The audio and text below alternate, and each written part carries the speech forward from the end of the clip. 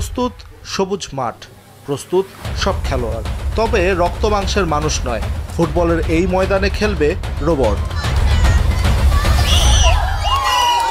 এ চিত্র space innovation ক্যাম্পের উদ্যোগে ব্র্যাক বিশ্ববিদ্যালয়ে আয়োজিত রোবোটিক্স প্রতিযোগিতার। শিশু কিশোরদের রোবোটিক্স ও স্ট্রিম শিক্ষায় অনুপ্রাণিত করতে অনুষ্ঠিত হয়ে গেল Robokickers national soccer bot championship for kids. এই প্রতিযোগিতায় সারা দেশ থেকে শিশু কিশোররা নিজ হাতে বানানো রোবট নিয়ে হাজির হয় আয়োজনের মঞ্চে।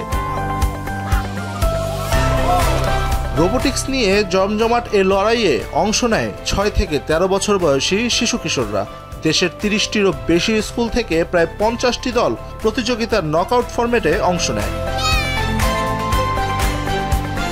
রোবট দিয়ে ফুটবল খেলানোর এমন আয়োজন শিক্ষার্থীদের কাছে নতুন এক অভিজ্ঞতা। প্রতিপক্ষের বিপক্ষে জেতার আগ্রহ তাদের চোখে মুখে। আমরা খুবই শকড যে ফুটবল খেলবো বাট রোবট দিয়ে, ইম্পসিবল। তুমি একটা রোবো এখানে রাখবা আর এখানে হলো লাইক বল থাকবে, সো একটা রিমোট থাকবে, সো তুমি মুভ করে লাইক গোল দিতে পারবো, এরকম করে সকার খেলা যায়। আমি কখনো ভাবি না, কিন্তু এবার এসে দেখলাম যে এই আইডিয়াটা আসলে অনেক ভালো, যে খুব মজা হবে, দেখা যাবে।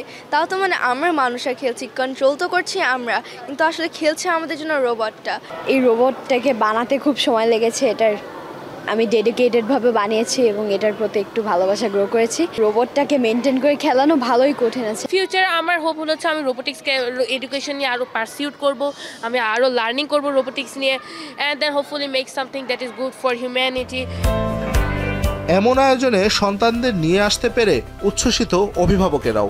এ আয়োজনের মাধ্যমে রোবোটিক্স ও প্রযুক্তি জ্ঞানে শিশুদের আগ্রহ জন্ম নেবে বলে মনে করছেন তারা। ইটস ডিফারেন্ট, এটা একটা নতুন এক্সপিরিয়েন্স ওদের জন্য। আগে কখনো রোবট দিয়ে ওরা কখনো সকার খেলে নাই, so it's a very good experience. Academic curriculum যদি দেখা যায়, আমাদের বাংলাদেশি কারিকুলাম অনেক পিছিয়ে আছে। তো সেই হিসাবে চিন্তা করলে যদি আমরা অ্যাডিশনাল যদি এই অ্যাক্টিভিটিসগুলোতে ওরা পার্টিসিপেট না করে, পরবর্তী প্রজন্মের জন্য ওরা অনেক পিছিয়ে থাকবে। 6 থেকে 13 বছর বয়সী শিশু কিশোররা নিজেদের বানানো সকার বট নিয়ে অংশ নেয় নকআউট ফরম্যাটের এই প্রতিযোগিতায়। প্রযুক্তি সংশ্লিষ্টরা বলছেন, খেলতে খেলতে শিশুরা রোবোটিক্সের ব্যবহারিক জ্ঞান অর্জন করতে পারছে। এটার ফিউচার স্কোপ অ্যাকচুয়ালি হিউজ।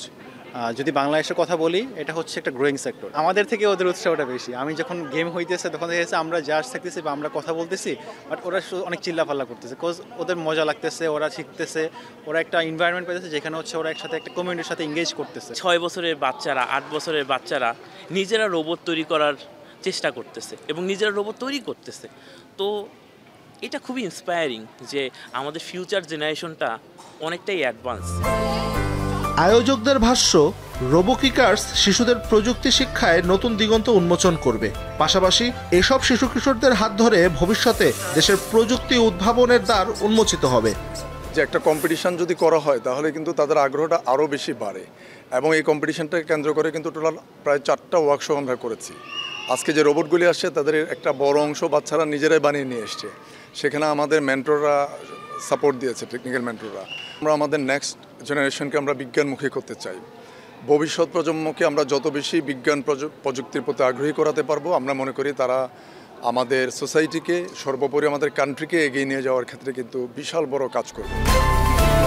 এবারের আয়োজনে 6 থেকে 10 বছর ক্যাটাগরিতে চ্যাম্পিয়ন হয় টিম টেক টাইটান এবং 11 থেকে 13 বছর ক্যাটাগরিতে champion team neural network. Champion runners up trophy ছাড়াও প্রতিটি অংশগ্রহণকারীকে উৎসাহমূলক সনদপত্র ও মেডেল দেওয়া হয়। রাফসান নিঝুম, এখন, ঢাকা।